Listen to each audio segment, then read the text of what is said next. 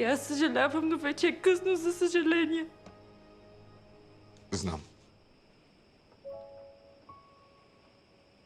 Искам да ти дам нещо.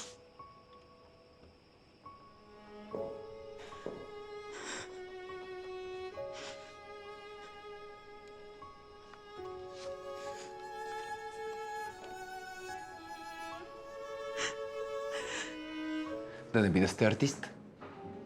Не, психолог. Знаеш, че не искам да ги изгарям. Да, вярно.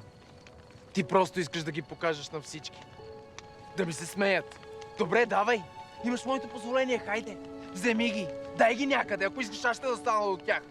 Да ме гледат, да ми се смеят, да ме оценяват, да видят какъв глупак съм.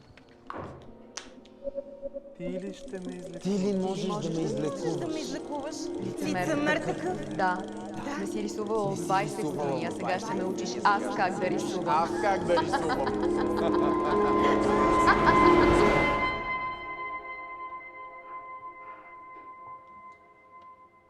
Ти си виновна. И той, но и ти, че си позволила всичко това.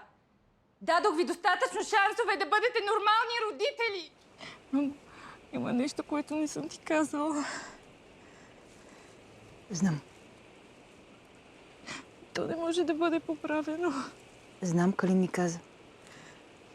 Калин още не знае. Първоначално ми казаха, че е в начален стадий, но се оказа, че са объркали медицинския ми файл с този на друга жена. Остават ми не повече от 3 месеца.